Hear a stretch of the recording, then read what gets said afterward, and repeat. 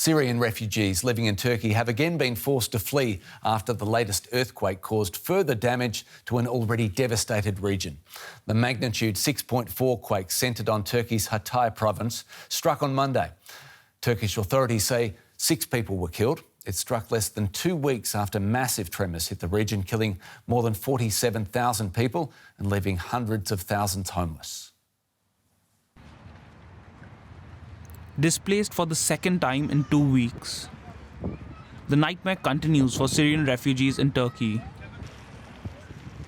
They are once again forced to flee, carrying whatever belongings they have been able to salvage from destroyed homes. We were bombarded in Syria a lot. Houses collapsed on us, but we were not scared because we would hide behind something. Now we are afraid of the walls. We don't know if the roof or the floor would hit us. This is terrifying, especially for children. We were horrified after the last earthquake.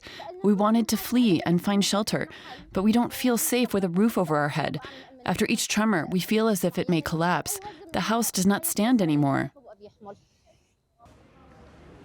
Many have taken shelter in tents, despite freezing conditions. The latest earthquake has added to the misery of people in the region.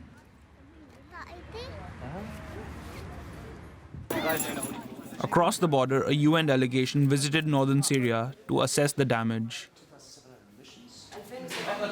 We came to see what the needs were. There's huge needs in shelter, in health, the need for fresh water, for sanitation, and of course removal of debris.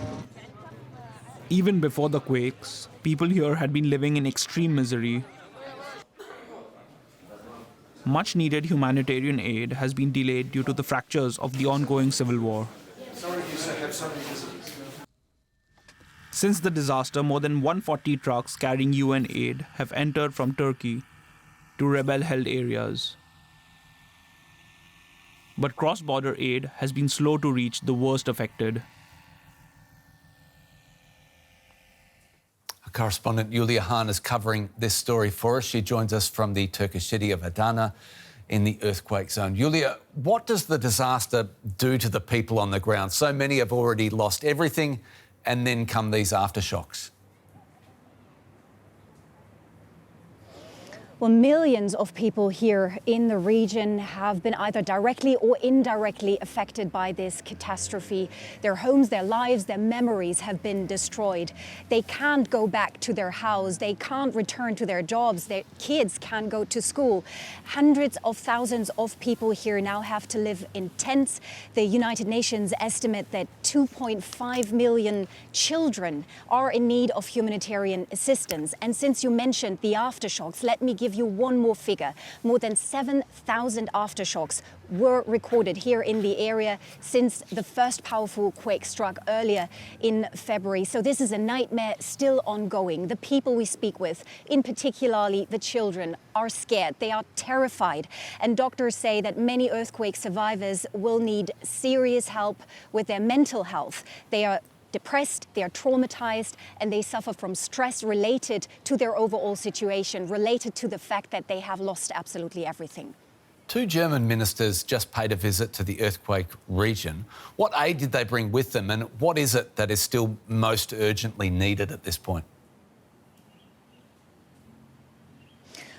Well, there has been a great show of solidarity from countries around the world. Aid is coming in. Turkey and Germany have a particular, very close relationship. Many people in Germany have relatives here in the quake-hit region. The 2 ministers announced that Berlin will double its aid with another 50 million euros for Turkey and Syria. The German armed forces have already shipped in more than 340 tons of aid.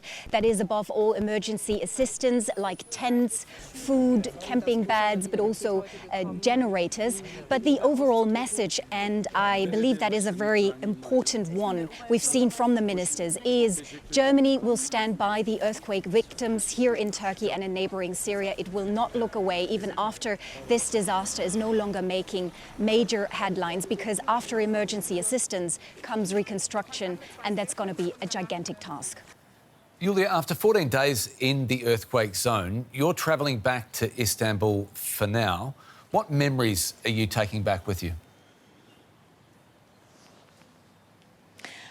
Well, I will leave with a very heavy heart, a broken heart. I studied in Istanbul. I've been living and working here in Turkey as a TV journalist for the past 5 years. This country and its people have become a second home to me. I have seen so much pain, so much grief here. It often left me absolutely speechless. But I've also seen signs of hope. This humanitarian crisis has affected the entire country. We have seen tens of thousands of volunteers rushing to the area to help. They have helped with the rescue efforts. They have cooked warm meals. They are playing with the children. The solidarity and self-sacrifice of people here in Turkey are truly remarkable, and they are giving hope. They are giving hope to the people on the ground, and they are giving hope that the wounds of this region, the wounds of people here, can eventually heal. But as I mentioned, reconstruction is a major task, and we will try to follow this process as journalists. We will come back. We will continue to report. Yulia Hahn, an incredibly tough job, done incredibly well. Thank you so much.